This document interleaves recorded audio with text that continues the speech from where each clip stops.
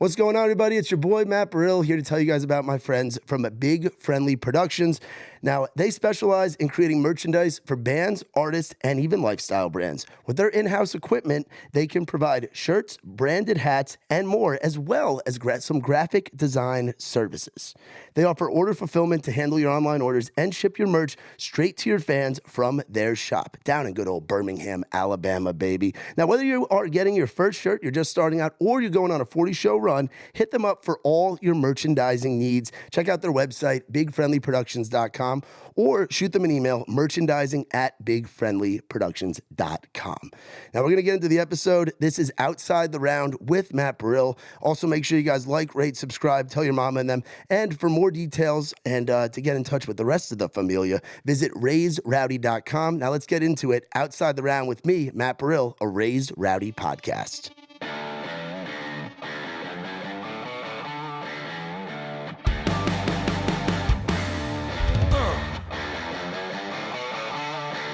Come on.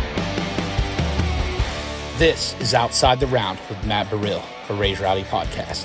Yeah.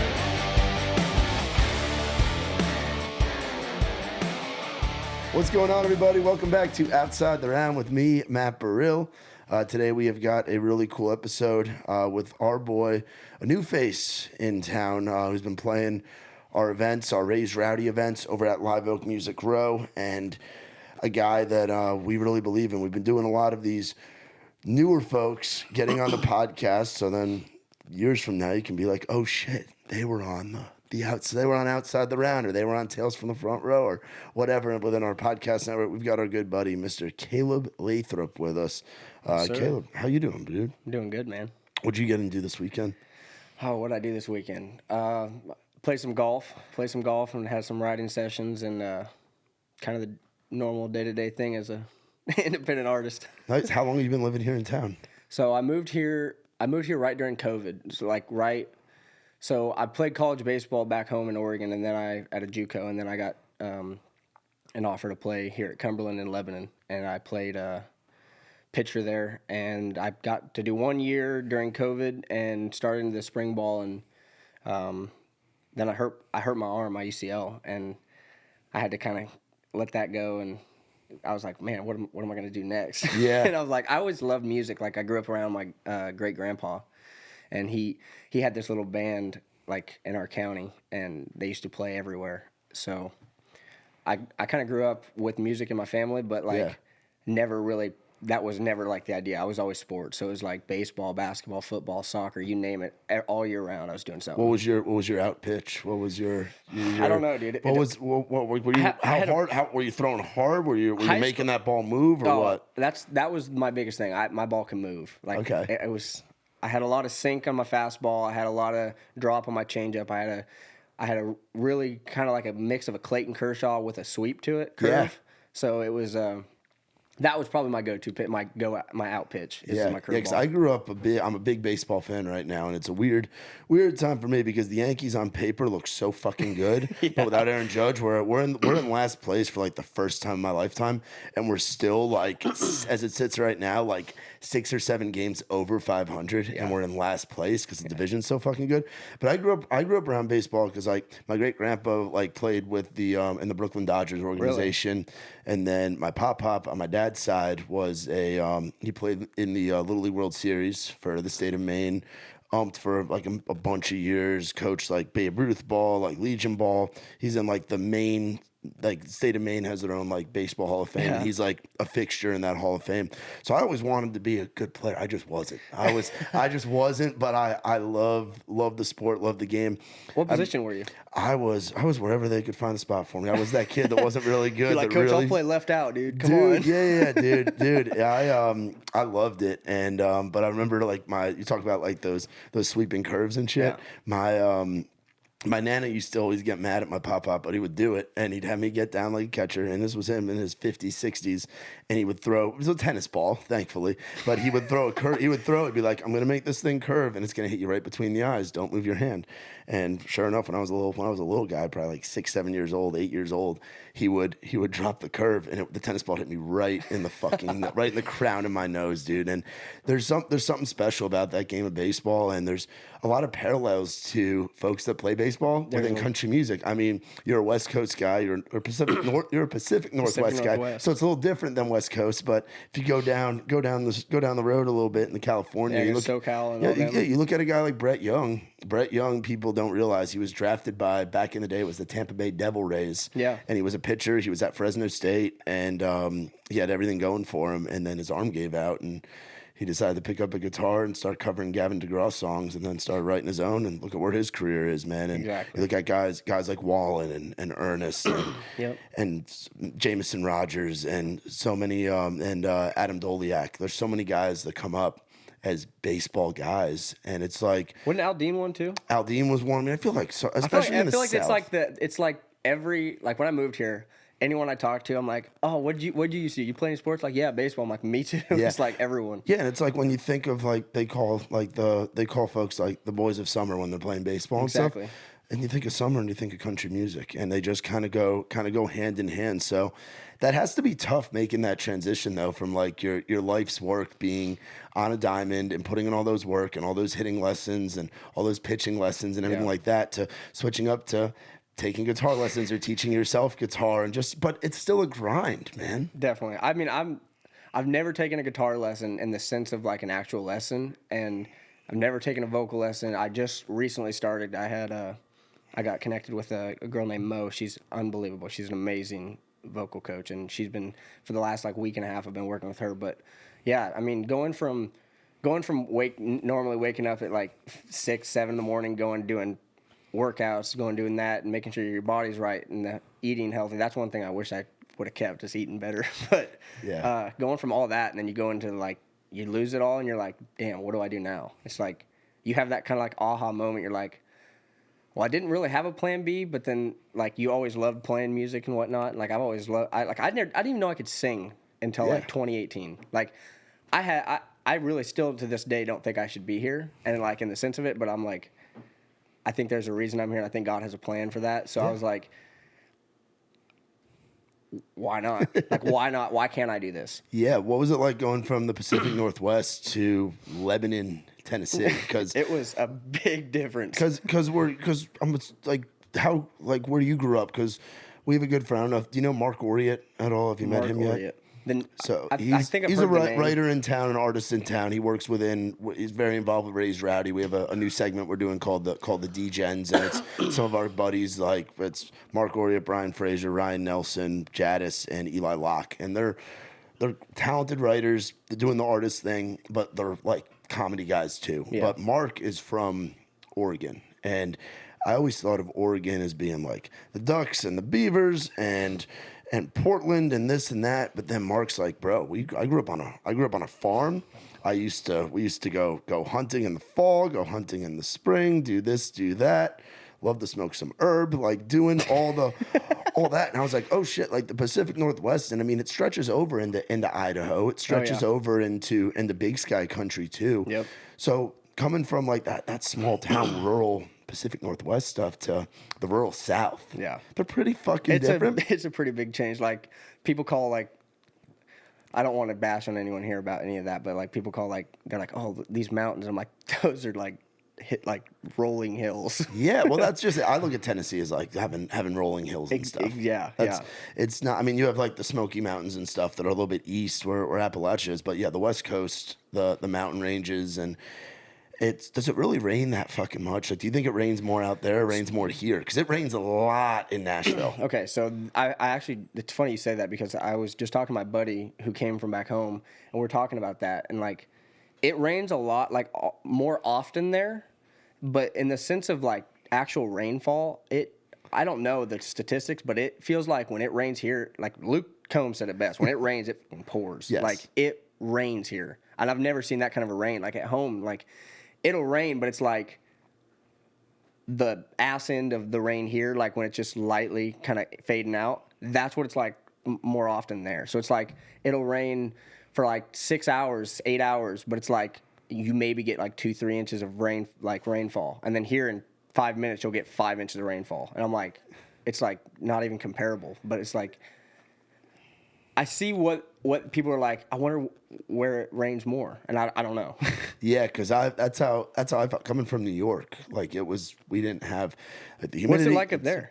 I mean, we get 4 seasons. Like I used to make money shoveling my neighbors' driveways. Oh, yeah. Like with snow and the leaves changing a lot in the fall. It's just not as humid. The humidity down here is fucking brutal. You don't have that as much. No, we don't hardly have any humidity. You don't have that here. at all. Yeah, I don't think I mean, maybe like 1-2%. I don't Yeah. know, but like I've always loved humidity. Just from like being a kid, we used to go to Hawaii once in a while, and I loved the humidity as a kid. Like when we got there, I'm like, because when you get out when you're a kid and you get out of the airport and you're like, you feel the humidity hit you and you've never felt it before, and you're like, oh, and then you like your mind takes you like, this is what Hawaii feels like. Yeah. And then like I came down here, I'm like, I like this feeling. So it's like, it was really easy for me to come down here in that sense because I mean, I like the heat. And I definitely do love the winters. And that's one thing I do miss is like, I miss snowboarding and doing all the fun stuff we did back like in the winter. But yeah, just casually taking family vacations to Hawaii. That feels like that's a big West Coast thing. That's a very West Coast thing. It's way closer for sure. Yeah, that's what I'm saying. It's a West Coast thing. I was blessed. I mean, I grew up with my grandparents, but I mean, I was very, very blessed with how I was raised, and everyone in my family is always trying to do something right for me and help me out. And it's like I was unbelievably blessed of how I was raised up. How close were you, like distance wise, like same town as your grandparents and all that stuff? Yeah. So I'm from Elgin, Oregon, which is a really, really small town. I graduated with 28 people. Everyone knew everyone. Like if you had a breakup, the entire county and the county next to us would know it within an hour. Wow. Like, I mean, it was like wildfire. Like even their parents knew. Yeah. It's like, yeah, you break up with a girl, you go drive to the next county over and go to get food or something, and they're like, "Oh, you guys broke up," and you're like, "How did you even know this?" Like I just texted her 20 minutes ago. Yeah. Yeah, so like I grew up very close to my grandparents, and Yeah. I was lucky enough to have great grandparents, like you talked about. Yep. I was lucky enough to have both sets of great grandparents on my mom's side, and then my dad's parents, very involved in my life. But like my family all came from the same like suburb in New York, like outside of New York. My dad came from Maine, but my mom's side like grew up in like 30 minutes outside, 30 miles or whatever outside of New York City, and it was cool because like got to have those times that we had a family business, and like my grandparents growing up were never more than 4 or 5 miles away. Yeah. And I spent a lot of time, and I didn't do like the cliche country stuff, like going fishing with my grandpa or doing things like that, but I got to have a lot of time with them, and it is a special. It's a very special thing. It's a very special thing. Are your grandparents still around? Yep. So my great grandma actually just passed away in this December, and I grew up with my great grandparents and my grandparents kind of at the same time. Like my mom had me at a really young age, and my dad also at a young age, and it was just like they thought it was the best fit for me because, I mean, when you're that young, I could not even imagine, even at my age right now, 23, like imagine having a kid right now, raising a kid, like where I'm at. Bro, I'm at 28, and it'd be tough Yeah. to imagine having a newborn pop out. Yeah, I mean, my mom had me while she was in high school, and Okay. like I went to like graduation and stuff, and Wow. like I was like I was kind of like the cool kid when I was like a baby before I even got to high school, and then I turned out that was my only cool moment, so I was like kind of a loser. Yeah.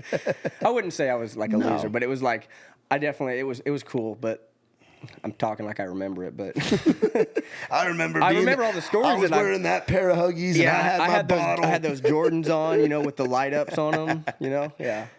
But no, it was cool. I'm still really close with everyone in my family. Like there was never been bad blood, Yeah. in that sense of anything, and they just thought it was best that I like was raised up with somebody who was able to raise somebody right now, and then like I got to see him every other day and whatnot, and Yeah. like I think my dad still lived there while I was like a kid and whatnot because he was going to college, and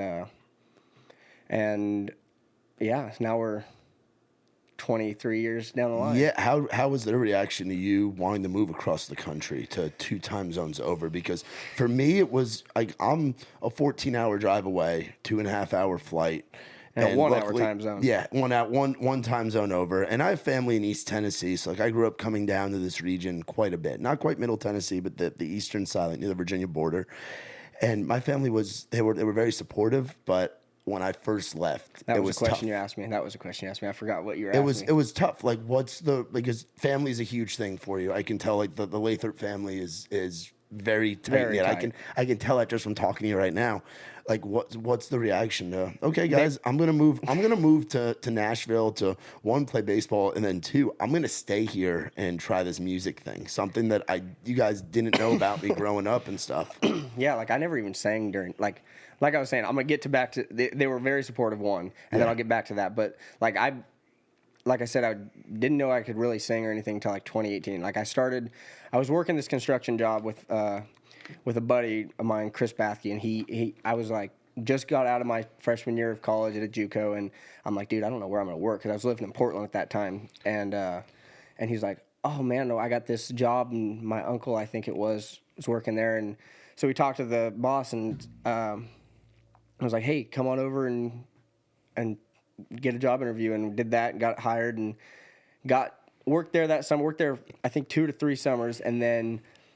But my point is, in 2018, I was working there, and I was driving a haul truck, and I was just like so bored out of my mind that I didn't know what to do. So I was like, I always loved singing and whatnot. So I was like, I'm gonna try to write a song.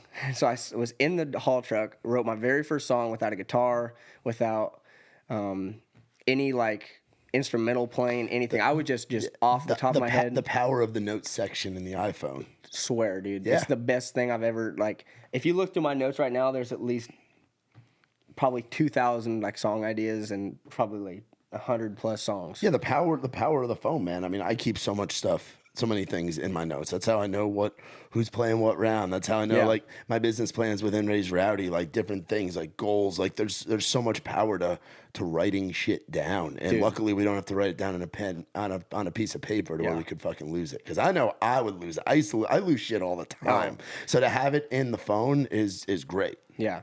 And so when I finished that when I finished the song, I'm like, oh, this is such a good song. You know, when you get like, whatever. I'm like, dude, this song is going to be a number one. I'm like, don't even know really.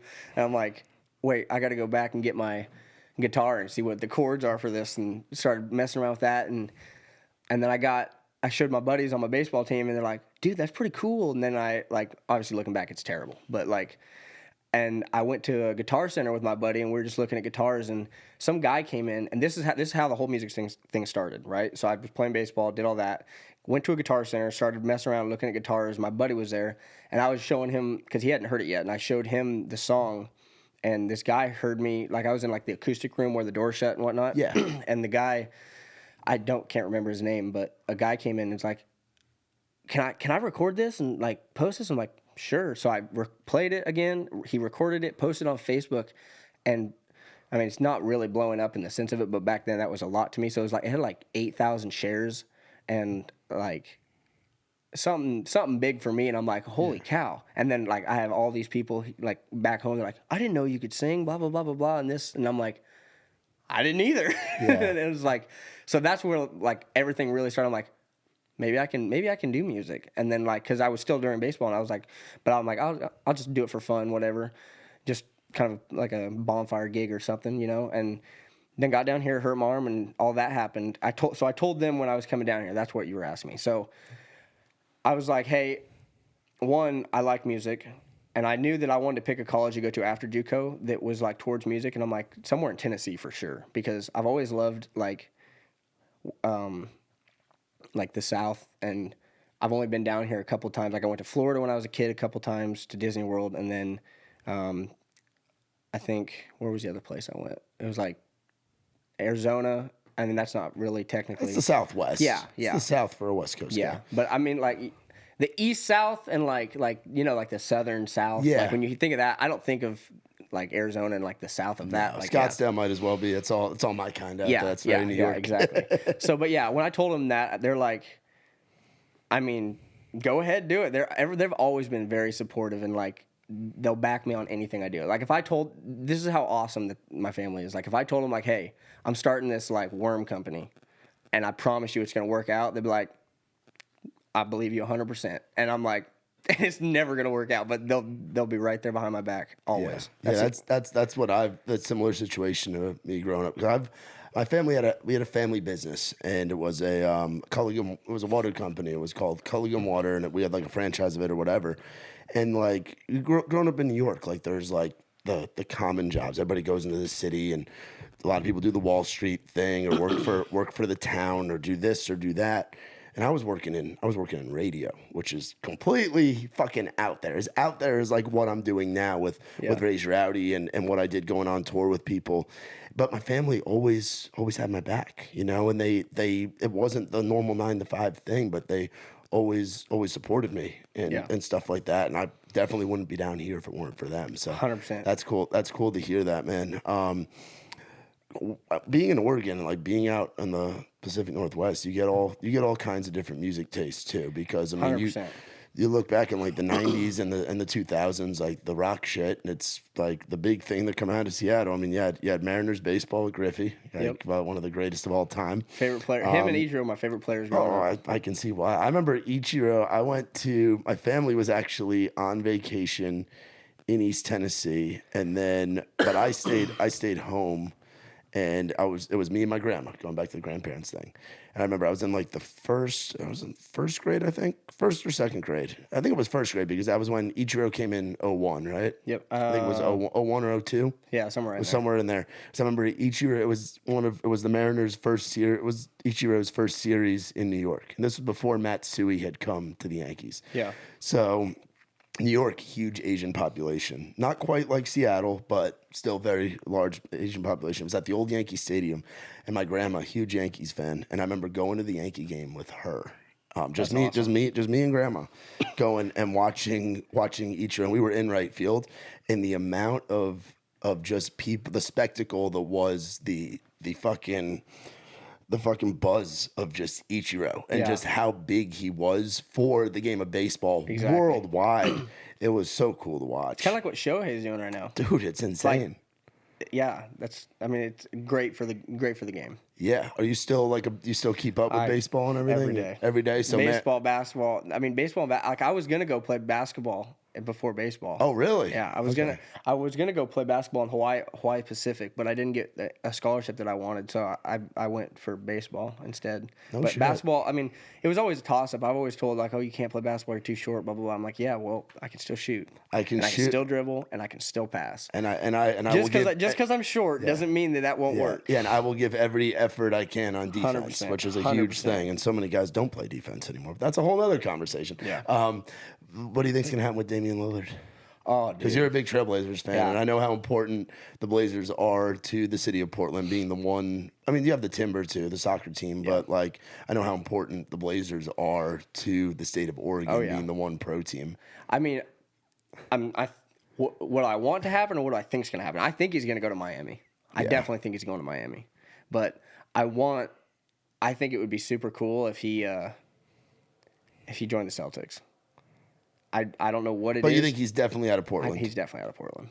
100%. Which is a shame because it's you a think shame, of but like all those teams that they've had over the last 10 years. They've been so competitive, but just couldn't get past the hump. Warriors. You can't get past them right there. Like the Warriors in the same amount of time that he had all those great teams. Yeah. Who's beating the Warriors, really? Yeah, and even before the Warriors got really going, you had the tail end of the Spurs dynasty. Yep. You had the Heat even just on the Western Conference, you had the fucking Lakers. Like you had some teams, the Clippers. Like you had it was tough. DeAndre Jordan, Blake Griffin, Chris Paul. Yeah. Yeah. Phoenix is gonna be so fucking good.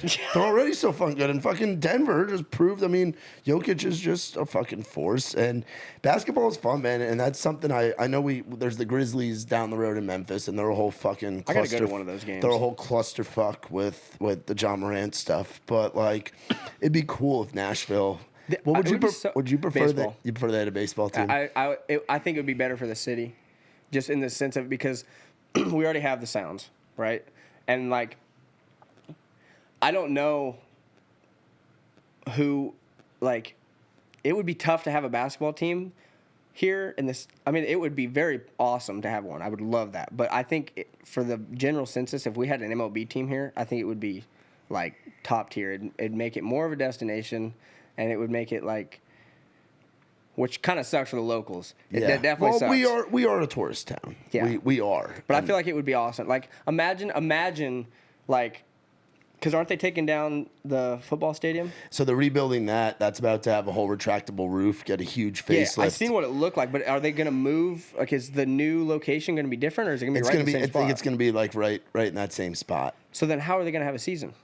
It's going to be like maybe right next to it. I was going to say, because I feel like they're going to have to build the new one like somewhere close to it. But imagine like if that place right there is taken down, right, and then the football stadium's in a new place, and that is where the baseball field is, and you're looking over kind of like PNC at Pittsburgh. Imagine that view with the Batman building. Oh, dude, it'd be so sick. That would be it would for sure be one of the best like outlooks.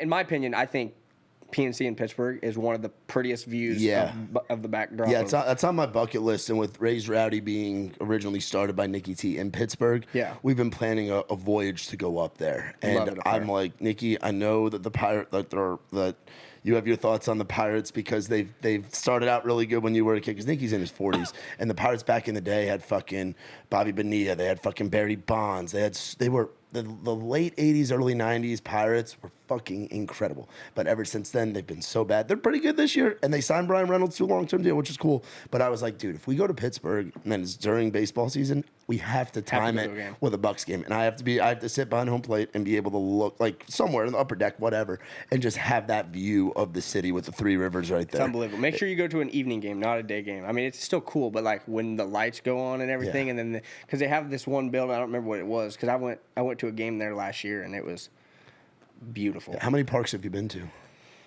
Oh, you've probably been to quite a few. Not really. I don't think that many. I mean, I've been to Safeco, but now it's T-Mobile. It'll always be Safeco. It'll always be Safeco. It'll always be Safeco. Same with the Lakers. It's always going to be Staples. Yeah, always. But so I've went to Safeco, T-Mobile.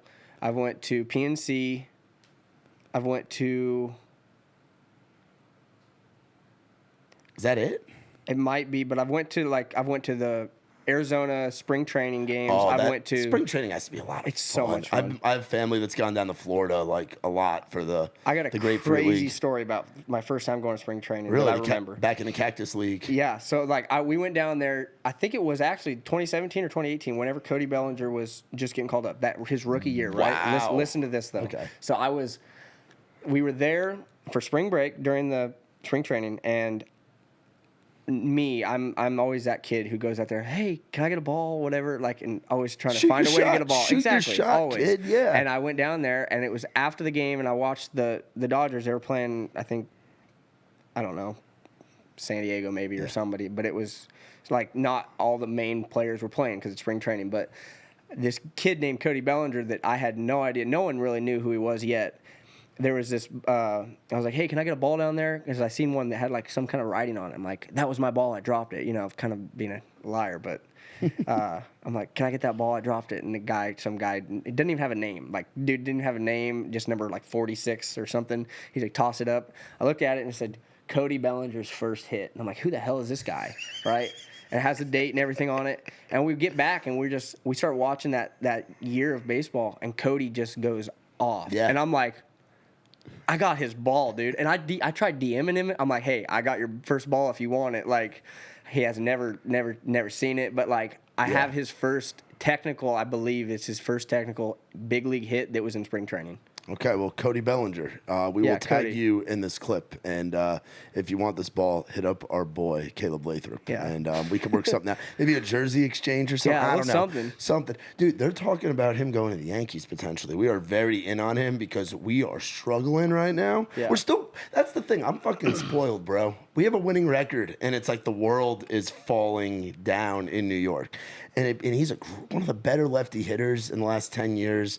And his dad, Clay Bellinger, was like the ultimate utility guy. Dude played like 7 different positions all over the field in the Yankees dynasty in the late 90s, early 2000s. So it'd be really cool for Cody Bellinger to be a Yankee. But if you want that ball, hit up our boy Caleb for sure. Definitely.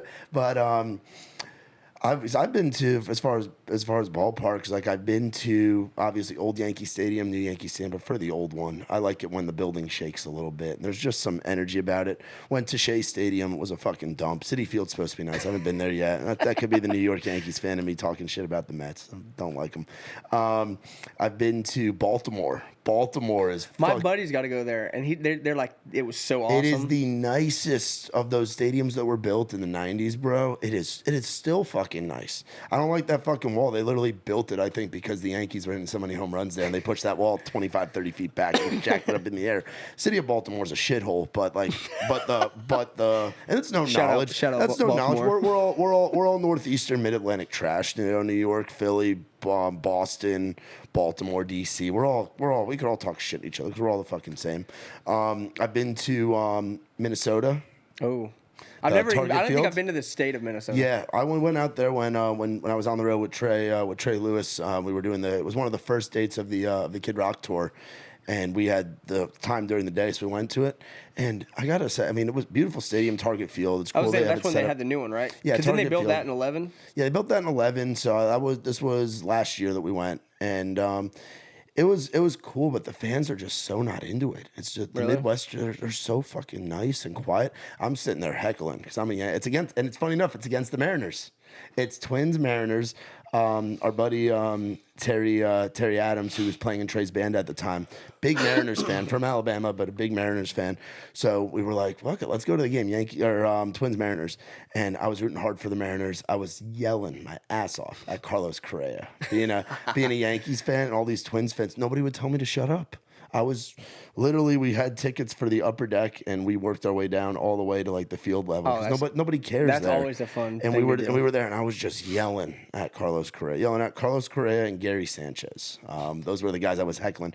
But so I've been there, and then we went to was the second game ever at Globe Life in Arlington. Really? It was in 2021, so COVID was still a thing. But remember, they were still they were doing the full capacity tickets and everything. We were there for that second game of the park's existence. That's so awesome. And we sat like right behind the field and stuff. And that place was like, damn. That's how I'm thinking. That's how it must feel when the roof's closed at Safeco. I've never. It was always open. It's like they. I feel like sometimes they like close it. For not like they shouldn't have closed it. Yeah. I'm like, why are you closing home it? field advantage, make it feel like the Kingdom a little bit, you know, give it that kind of vibe. But Globe Life was really cool. But that's why I'm excited to see the Titans have this new stadium. Super excited. And you know what? With it being a fucking super stadium and it being a fucking and it being like enclosed and everything and a lot more seats and everything, they're gonna be able to do like Nashville's gonna be in the running to have a Super Bowl.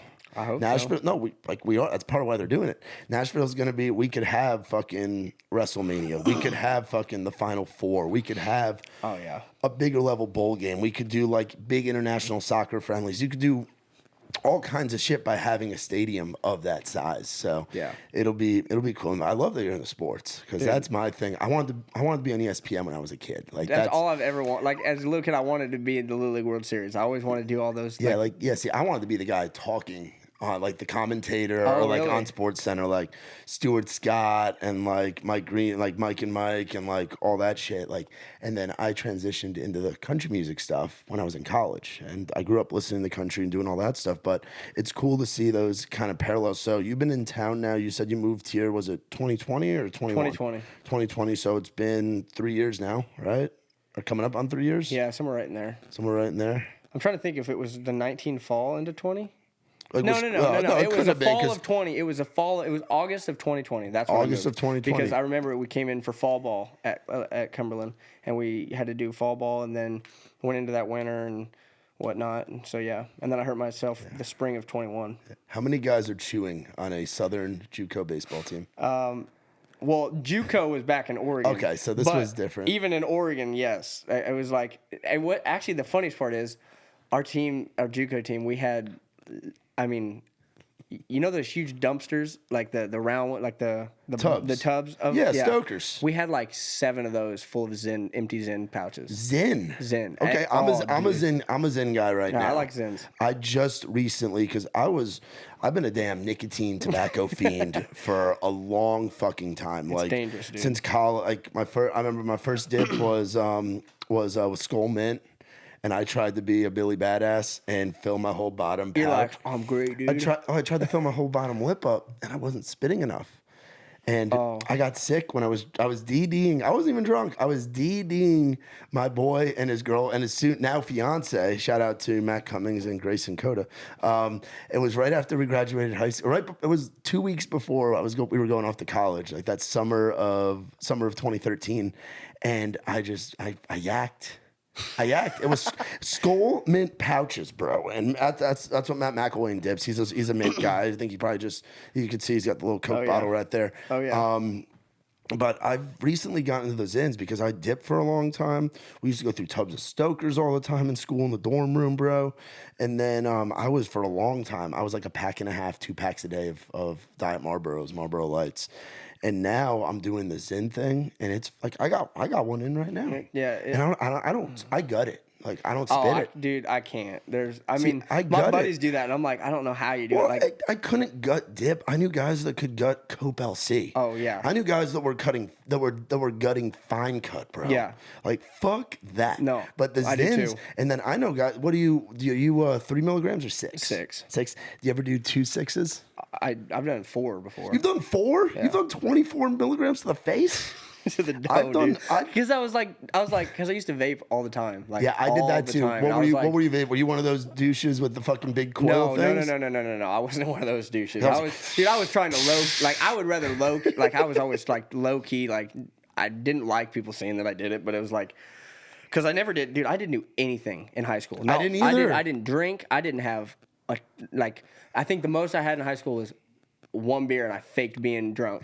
And I still hear it to this day. So if y'all are hearing that, this is your little shout out that I still get made fun of for acting drunk. And it was because I was like, there's no point. I was so focused on sports and everything that I was like, I don't want to ever ruin the opportunity that I have because I'm already at a disadvantage with my height. I'm already at a disadvantage because I'm from a really small town. I need everything that I can to go towards this. So I was like, I never did anything. And then the very first day I moved into JUCO, I got drunk with my roommate because he's like, hey, try this. This is Drake's whiskey or some shit. And I'm like, sure.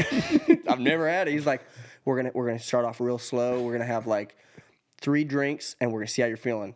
Dude, after a drink and a half, I'm like, just messed up. And I'm like, yeah, now I know what it's like being drunk. And I was definitely not drunk when I said I was drunk. Yeah, dude. I was on, and it's funny now because I just celebrated 7 years of sobriety from alcohol. I've stopped drinking too. Yeah. It's how long? I used to, dude, it was bad. Like from that day, it was like, and then, so it went from, I didn't really drink that freshman year that much. Like it was once in a while, like on the weekends, like because baseball and whatnot. But sorry, Mom, but it was like it got bad. Like it got really bad when like I lost 2 of my best friends in 2020, and I didn't really have anything to like lean on or go towards in a sense because like no one really knows what to do when you do that. Like when that happens, so it's like it was really bad, and it was like I'm beyond blessed that I've like not in that anymore, and so like I stopped.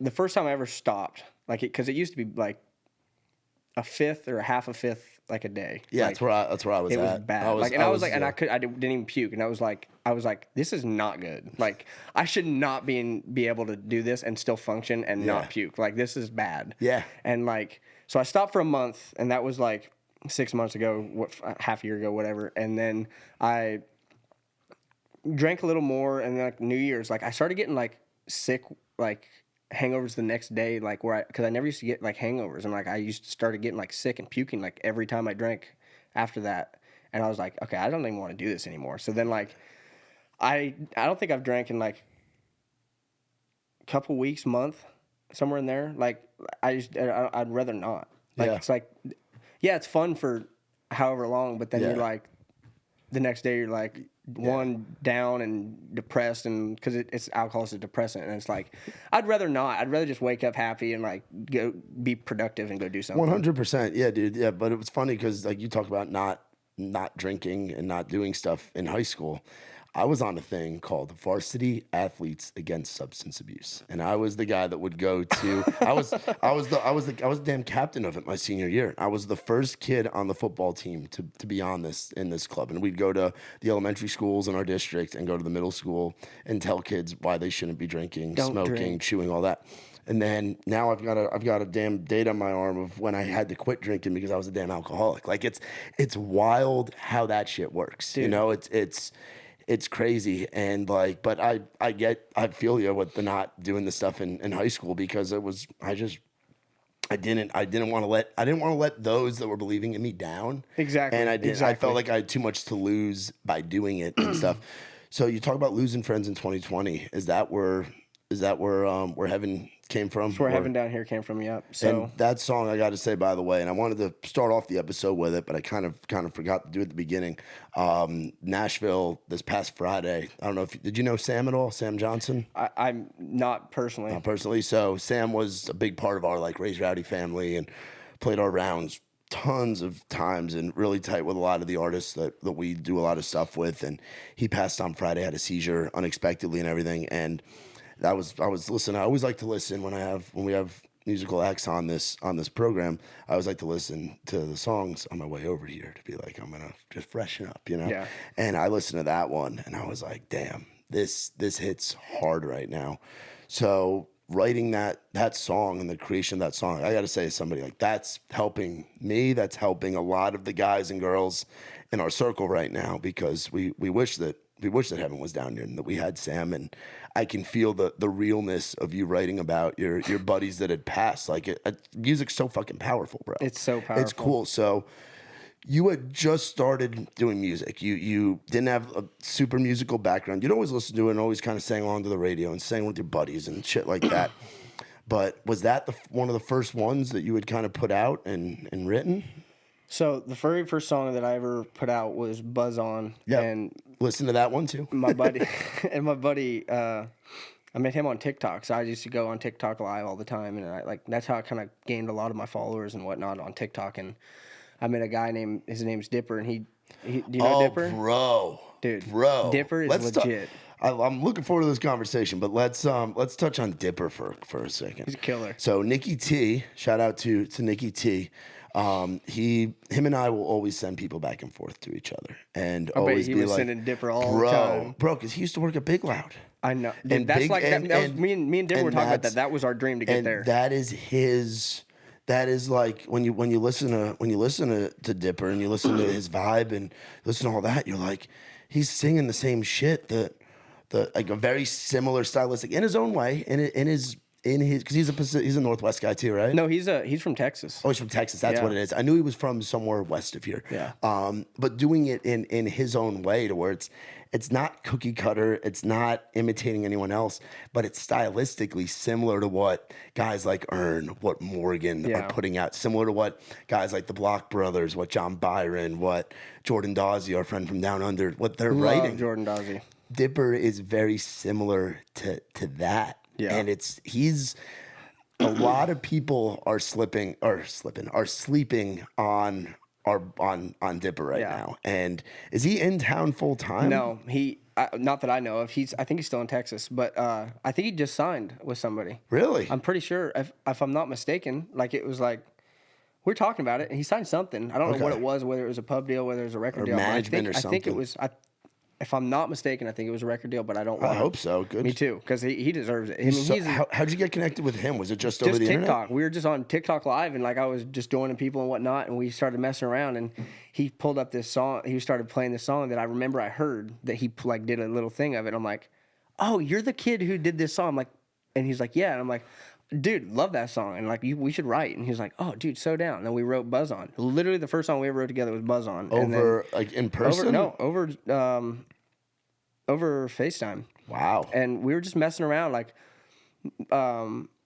just started playing little fun stuff because I love Ernest. Like him, Ernest, Hardy, and Morgan are like for sure. They have to be everyone's in the sense of like coming up right now, like their favorite riding styles. Yeah, just because it's like it's like unique and different. Like everyone, like that's how you have to do it to make it. So Yeah. like. We always we loved Locals Only. His That's album. my favorite Literally, Ern thing it's too. like- I love the Western stuff that he's doing. I love but, it too. Love it too. But that is a vibe, dude. Locals Only, like Sugar and all those songs off that record. And I love the Grand Theft Auto kind of music video dude, with the Sugar. music video to that so fired me cool. up. Such a cool vibe, and it makes sense hearing Buzzin'. Like it is of that kind of style. Yeah. It was like because we're like. I didn't know I was gonna release it. I didn't know anything, and now Dipper's releasing it too. His version of it too. Oh no shit! Yeah, it's. I think it's supposed to come out July. It's coming out end of the month. Yeah, he posts about it all the time. Let me look. Dipper. No shit. And I love his name. I love that his name is fucking. His name's Mason. Yeah, but I love that he goes. But I love that he has Dipper. a stage name, and people are like, "Oh, Dipper. I know a Dipper too. I know I know. There's a Dipper behind the camera over there, Matt McElwain. He's a Dipper. It comes out. What does it say? That's cool to have a second version of that song. It's crazy because it's like completely releasing the song next. Buzz on. I think he's gonna say it on here. Oh, Does it dude, say nice. the date? Hold on. I think it'll say it. It's like the lyrics. That's a cool vibe, dude. He's like hippie shit. Because he loves like. Yeah. It didn't say, but this- I think it's July. It's coming out Okay. in July. But anytime we talked about stuff, he loves like the young Keith Urban, like that vibe and like that cool like he likes like mixing that stuff in, and I think it's awesome. Yeah. So it's like for sure, like you were saying, like it's definitely like his own type of like uniqueness with like what's still cool right now. Yeah. And it's such a cool vibe. That's awesome. So yeah, we wrote that one. That was the first song I ever put out, and then next was a song called Every Time. And it's funny because I wrote Buzz On with Dipper. Every Time I wrote with my good buddy Caleb Mills, Alec Taylor. I think that might be it. I think that was it for that one. Then Heaven Down Here was Caleb Mills, Alec Taylor, Sean Dunbar, and Ethan Wynn and me. No shit. And yeah, And Caleb Mills is a name that we know Alabama. because he's an Alabama guy. And, He's a great me kid. being from New York, I'm an honorary Alabamian, roll Eagle or whatever, you know, like you mix both of them. Caleb's a kid that, I mean, and that's the cool part about Nashville, and the cool part about this songwriting country music thing is you're a small town kid from the Pacific Northwest. Caleb's a small town kid from the Deep South. Yeah. Dipper's a small town kid from Texas. Like, and you're getting to meet these people and share these experiences and bring your experiences to these other people in a creative space. Mm-hmm. You never would have met a guy like that. yeah. If you hadn't been doing this, if you hadn't gone on TikTok, if you hadn't like all the little steps in the journey of the last it's few years, crazy. It's wild because Caleb has got some smoke in the Southeast. Oh yeah. Like the first song that we ever wrote, Beyond Blessed, it's right for now, at least for right now, I believe it's still his biggest song. The first song we wrote was is Survive. Have you heard that No one? shit. I think I had to Yeah. have because I've Survive. seen him play full band at Live Oak because he'll Kills do it. he'll do a lot of the Magic Hills stuff that Tracy Moore does. Yeah, dude, but Heaven Down Here, like it's hitting really hard right now, and then I'm sure like. Were those buddies back home or were those buddies here? Yeah, from back home. So I'm sure that Grew song. up like one of them. His name is Brandon Howes and Gage Little. So Gage was one of me and Brandon. So he was my best friend like growing up. We always fought. So we're like literally brothers. Because I never had a brother until like recently, like a couple. I don't know how many years back, but never grew up with a brother. So he was literally like we were always hanging out, always doing things, always getting into trouble, always whatever. And it was like so. When we got into high school, obviously we knew Gage before that, but like we grew up with him too. But we like he was our like we looked up to him in the sense of it because he was a couple years ahead of us, and he was the leader, the captain of football. He was a quarterback. Gage was, and a great, outstanding guy. And then 2020, he passed away in April, and from a side-by-side accident. And I was back home at that point from college, and went up to where he wrecked, and his I think stepbrother was with him, and then as soon as it happened, like obviously, like I said, things go like wildfire. Like everyone starts calling people, and everyone starts getting phone calls, and it's like first person that calls me is Brandon, and he's like, "Is this true? Like, is this did this really happen? Whatnot type of thing?" And I'm like, "Yeah, I'm here right now," and like. Because I got a phone call, and then I drove right up to where it was, because it was, like, right up on the hill behind our town, like, not very far, like, 10-minute drive. And they were coming home, and they lost control coming down like a dirt road, but it was, like, it had, like, shale rock on it, so I think it was coming down, and, like, a tire caught, and it flipped, and the roll cage got him. And life's really short, dude. It's so short, and you never, ever, ever know when something can happen. And it's like, ever since like those two things have happened, it's like I love deeper, and I mean more when I say things, because like you never know. Like I tell my best friends all the time when I hang up with them, I'm like, "Hey, I love you, dude." Like always now. And like I don't think I've ever left a phone call from any of my really close friends that I don't say I love you, because it's like you never know. Yeah, dude. That's how I felt like getting the call from my buddy, our buddy Ethan Willis was the one that called Nikki T and I. We went up to Ohio for the Eric Church, Muscadine, and Travis Tritt show this weekend, which was awesome, and it was a great show. But getting that call, you never like. And Ethan and I hadn't spoken in a minute, because just when life you get happened. that call from somebody you haven't talked to in forever, your heart instantly sinks. And especially after that, like when you get, like, I'm sure when you got that call, you're like, What does Ethan need? Yeah. Yeah, like, what does he need? But, like, now, since, like, things have, like, I swear our town has lost so many people in this last, like, 4 years. Like, Really? Or 5 years. Like, 'cause my cousin passed away. I believe he's my cousin in the sense of it. Like, I've always called him my cousin. Yeah. But I think he actually is my cousin. But he passed away my freshman year. And so, like, that happened, and then Gage and Brandon passing in 2020. What happened to Brandon? Because Brandon that's wild. He was on his way to work, and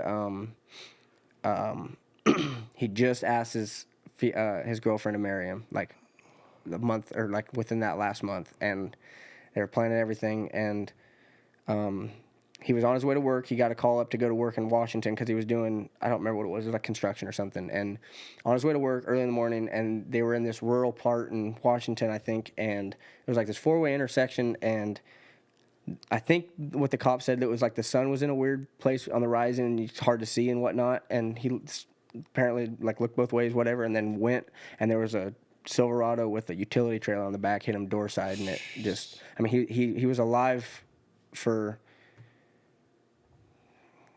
Passed away on the 4th. I think like 3, 4, 5 days. Like they took him to the hospital. He was in that critical condition. Like he was like kind of like just like not there. I think they could have got him, but I don't know. But like it wouldn't have been him either way. Yeah. Like that's when it gets tough. Yeah. It really sucks in that part, because it's like I wouldn't want to see him like that, and I bet you he wouldn't want to be like that. Like and his it's like, family and like all everyone. That shit. It's like that's the hardest part of everything. It's like. But the one thing I'm beyond grateful is, and I hope on everything that he could at least hear. I gotta say goodbye to him. So that was like something that sucked, because I was on the baseball field when all that happened. Like I was in practice.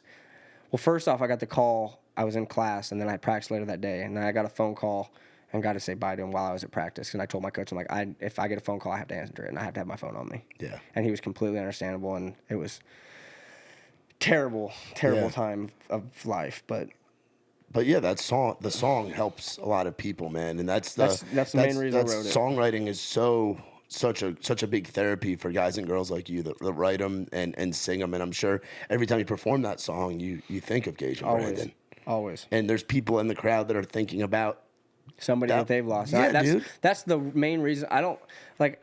When I started this, I've always thought this way. Is like, I don't care if I get big and famous. I don't want to be famous. I don't want to be like, I would love to have money in the sense of where I can do this for a living, but I'm not worried about getting, I need to get a new Porsche or a new $10 million. Material shit doesn't matter. It doesn't. And that's another thing. When you lose people, you don't, like, you realize, like, and you look at, like, all the huge, crazy, rich, famous people that are, like, killing themselves. And it's like, they're not happy. They have everything they could possibly want, but there's something that they're missing. It's either faith in God in the sense of that, or it's a love member, like a girl to actually love and not there for money, or in the sense of that. It's like, money can't buy happiness in the general senses of it. Yeah, it can buy fun times for a while, but like in the deep sense of like yourself, money can't do that. Yeah. How old are you again? 23. Okay, you're very wise beyond your years, bud. Well, thank you. I was not when I was 23 and moved here and I was bouncing on Broadway. I was not thinking in that mindset. Like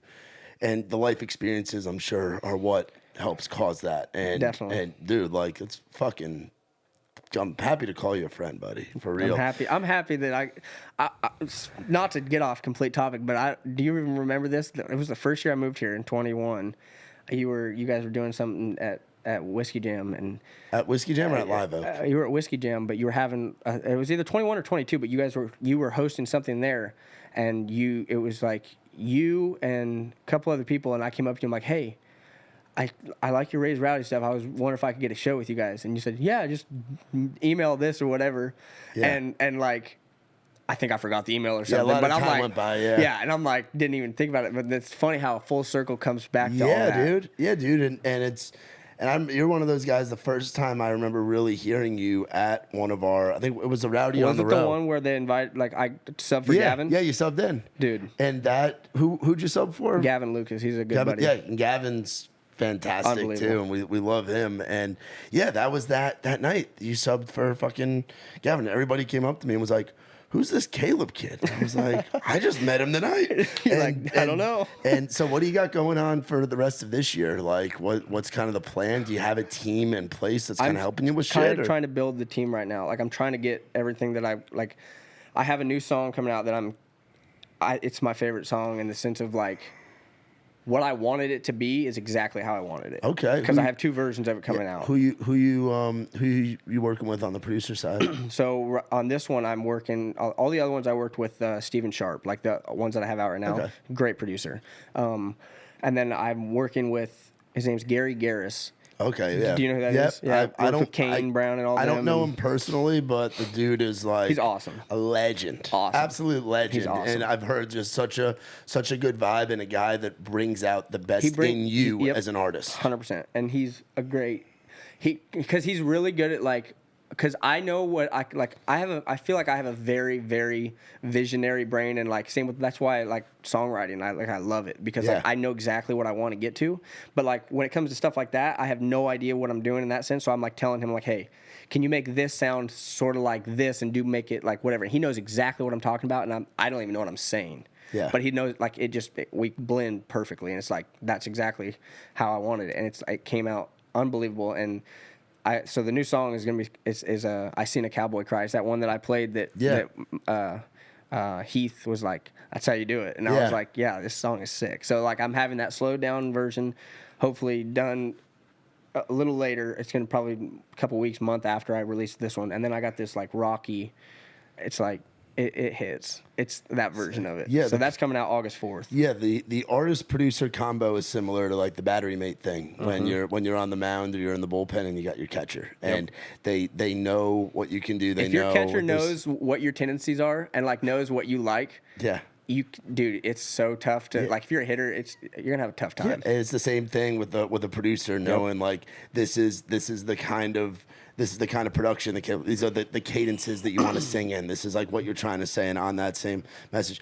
I'm thinking back. You played the was it the Play the Hits night? Yeah, it was Play the Hits. That's why I was like, you were on Play I was the on Play the Hits without a hit. Your first Rowdy event was Play the Hits. Yeah, bro. You were one of the that was when Heath gave that. It was the last one. Yeah, I was the last round, and I'm like, why am I here? That was when Heath gave that whole speech, and Rockin' a Hard Place was at number one. Yeah, dude. He was like, fuck a 401k, you know? Dude, that fired me up. They say you can't do this shit. You can do this. Dude, I'm sitting there like it was like Rocky, and I'm like, I'm ready to go in, coach. That was the Sunday of CMA Fest coming out of it. Yeah, and it was like it was packed. It was a big crowd, and there was that drunk lady from Michigan that was just yelling while because we have a very good angled Ike Everard. I don't know if you met him. He's been working with He's been working with me like all the time. Ike is doing all of your content. Ike, shout out to Ike. He's a G. I love that the Pacific again because he's a Seattle kid. Yeah. So I love that's so. He just got to go back to the All-Star game. Yeah, I know, and he said, bro, I just met CC Sabathia. I'm like, you motherfucker. But yeah, no, he's been doing a lot of this, like, because we just shot a bunch of acoustic, like this, like 5-song acoustic set at my buddy Thomas's house, and like it's such a cool vibe. It looks like there's a pool table. There's like the brick wall in the back, like, and it's like has like bottles everywhere, and it's like music stuff. And it was such a cool vibe. We got a smoke machine, made it look way cool. Nice. And, like, hell yeah, dude. so we have like this 5-song thing that we're gonna get. I'm gonna post it on YouTube, and then obviously like each song, like clips of it and whatnot. That's smart. And Ike did an unbelievable job. Yeah, dude. Ike, we call him our Prince of Content, Sir Ike Everard. Dude, he's so good. The Prince of Content. We fucking love Ike. Yeah. You gotta ask him about you gotta ask Ike about Ivan. Ivan. Okay. Ask him about Ivan. Okay. Key West Ivan. Okay. He's only in Key West. His name's Ivan. Is that when he starts drinking? That's Key West Ivan. Key West Ivan. I'm gonna leave it at that for you. Key West Ivan. Oh gosh. He's the man. But so when can we expect the new music? August 4th is the. No shit. Yep. It's real. It's coming. Quick. It's coming quick, and I'm so excited about it. I feel like this song is gonna be, because I got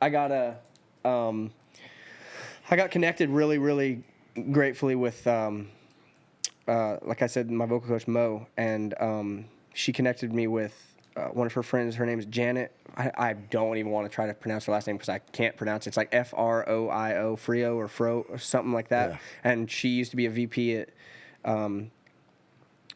to my knowledge, I think don't quote me on this, but I'm pretty sure she was a VP or a vice VP or something at Atlantic and Sony. And then now she's doing stuff with like NASA, and also like in the Outside, distribution stuff. And like, and her husband's a VP at Black River, Rick.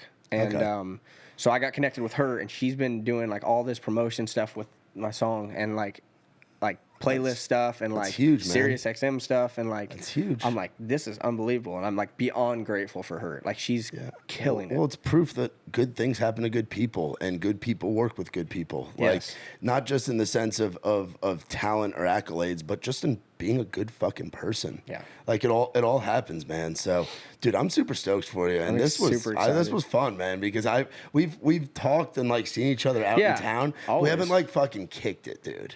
We Like, haven't yet. Where in town do you live at? I live in Hermitage right now, like by the airport. Where in, like, right by the airport? Like, so right off the freeway, off of. So like Hermitage, Donaldson area, like Yeah, that so kind like, you know when you go past the airport, right? Oh, you yeah. go and then exit like 221, I think, and you go up and it goes over, across. Yeah, and that's like literally my exit. Where do you live? I live over by the Walmart. Oh, see, dude, you live like 15 minutes from me. Like not 10 minutes. You're by the Kroger, right? I'm like more towards the freeway. So like, you know the Mapco?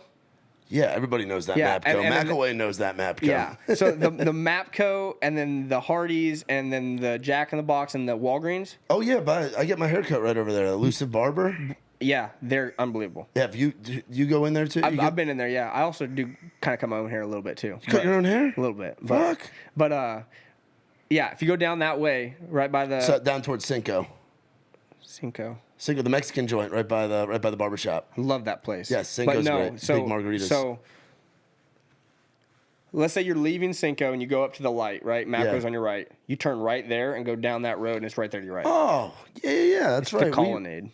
Oh, dude. Don't stalk me. Yeah, you are. Yeah, I've my good buddies, Todd Williams used to live in there. Caleb Conrad used to live in there. Hosts our NASCAR podcast. Dude, it's such a cool spot. Yeah, dude, you're literally. So you go to the Rusty Nail. Rusty, is that the one right across the thing? That's the bar. That's the bar. I went there one time to play pool with my buddy. That's the bar right behind the Valvoline. Yep. Right there by the little homeless village. Yep. Have you? What are you doing Wednesday night? Apparently going to Rusty. Yeah, we're having an event. We're calling it. It's called Rhythm and Smoke. So it's our cigar sponsor, Crowned Heads, and then we're teaming up with Standard Proof Whiskey, and it's like a cigar and whiskey night and just chill vibes from like 7 to 9. Really? And we're just kicking it on the back deck at Rusty Nail. That's also where we host McElwain Monday. If you ever want to play Writers Round on a Monday and watch Matt McElwain host the Writers Round, really intoxicated. We love the Rusty Nail. So, dude, yeah, we're definitely gonna have to. Yeah. I didn't realize how fucking close we were. We're like 5 minutes apart. Yeah. We're right there. Nikki T and our Raise Ready headquarters is right over there too. So, dude, fucking. Did you see the guy get shot up there? Get shot where? At the Walmart.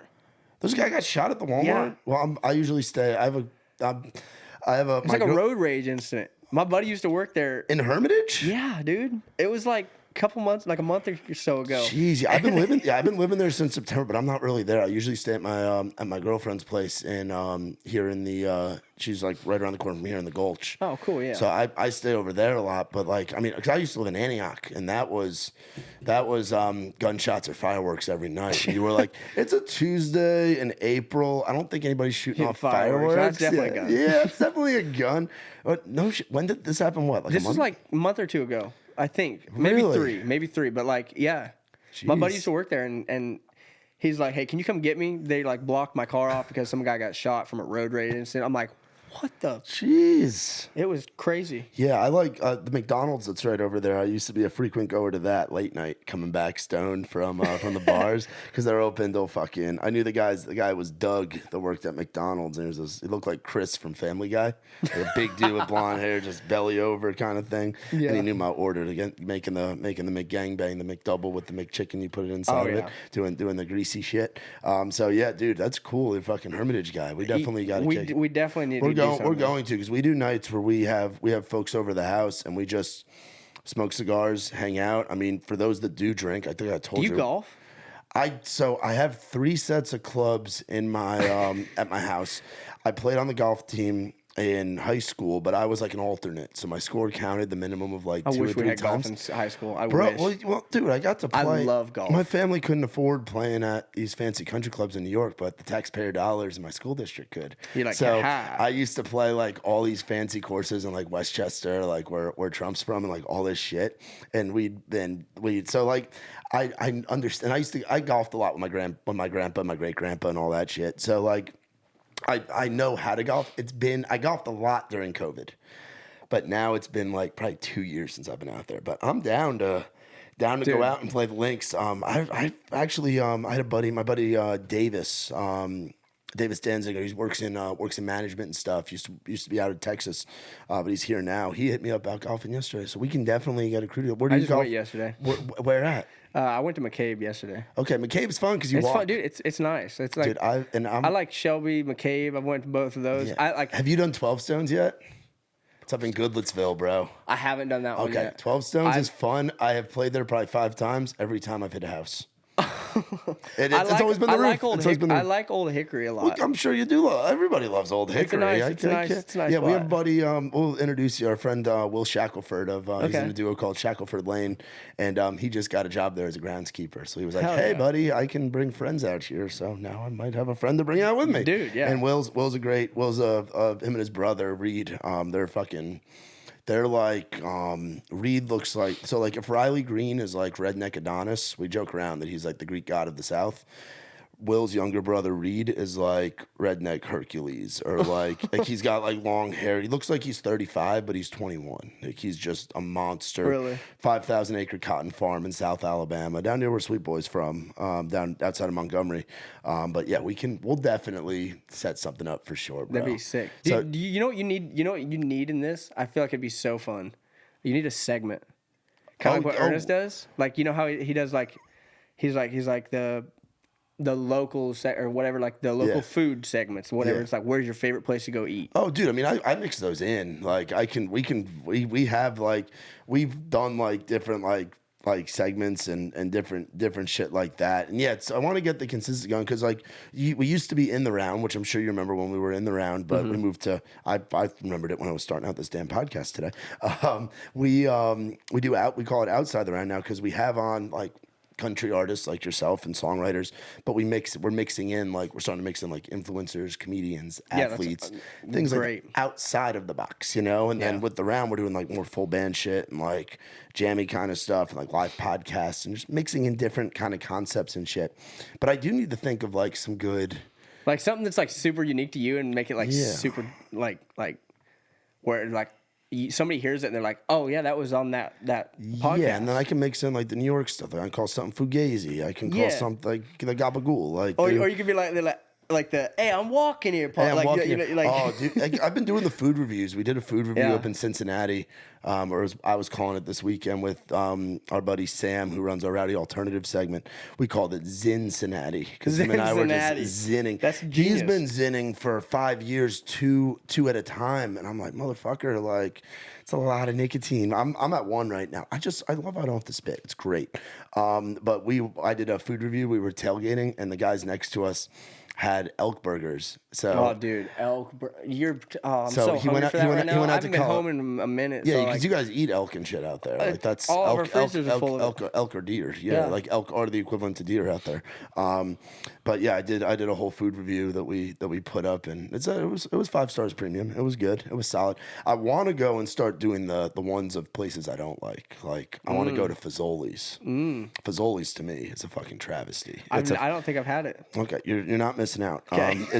It is a fast food Italian southern chain. Oh no, dude, that's that one that's like right up by the Right by Chick-fil-A. Zaxby's. Yeah, Right by that- Zaxby's. Yeah, I don't go I in was, there. I was gonna go there the other day. I'm like, I mean, you can go there and try it if you want. For me, growing up, because I grew up with home cooked Italian food. Yeah, it's probably like, really I'm not good, too. paying $5.99 for a chicken parm. Like I know what a good chicken parm is supposed to cost. Like Yeah. I'm not having a chicken parm with ketchup on it. You No. know, like not my thing.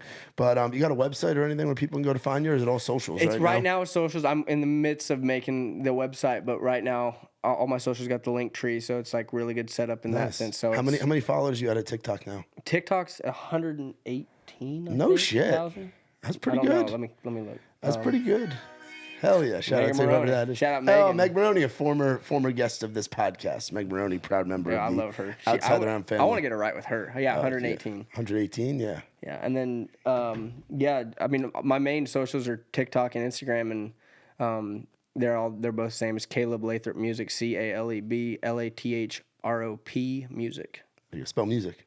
MUSIC. There you go. Not just the job. No, There you yeah. go. Well, people, dude, you have no idea how many times, and I'm actually very surprised you didn't mispronounce my name because everyone mispronounced my last name. I had to announce it on stage. I've kind of Yeah. known it for a little while now. Everyone's like Lathrop or Lathrop or Yeah. Lamb Chop or something. Lamb Dude, Chop? one of my buddies is like Caleb Lamb Chop, and I'm like, no, dude, it's not. It's not that. Get you in one of those. That was a TV show back in the day, right? Or you're probably too young for that. I don't Wayne, know was that there one. was there a TV show called Lamb Chop? It sounds like a No, I thought there was. We'll look it up after this, but y'all be sure to go follow our boy Caleb Lathrop, not Caleb Lamb Chop. Shout out to the friend that calls him that. Shout out Lake. Shout out Lake, calling him Caleb Lamb Chop. Jesus Christ. But Caleb Lathrop, be sure to follow him on all the socials and be on the lookout. What was the name of the song? I Seen a Cowboy Cry. I Seen a Cowboy Cry, coming out August 4th. Y'all be sure to go and pre-save that shit and be on the lookout for Caleb doing some stuff here in town. And you don't tour yet, do you? You haven't been I'm out trying to there? get there. Trying to get Okay, on that. so he's Trying to- getting there. Trying to hop on that bandwagon He's right now. getting there. Hell yeah. Bandwagons are fun to tour into. We can talk about that after this. But y'all be sure to check out our boy Caleb Lathrop. Appreciate him coming on today. New music coming out. He's got some great songs out right now, and happy to have him as a part of the Raised Rowdy family, baby. Once again, my name is Matt Burrill. Got to give a shout out to our friends from Big Friendly Productions, Whaletail Media, Saxman Studios, and our boy Mitch Wallace with The Digital Marketing Agency. If you want to know more about us and what we do here, look up RaisedRowdy.com. For Sweet Boy behind the camera, our boy Caleb right here. My name is Matt Burrill, and this has been Outside the Round.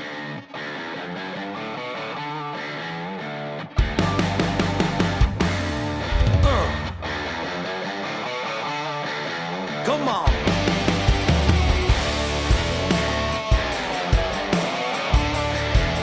Yeah.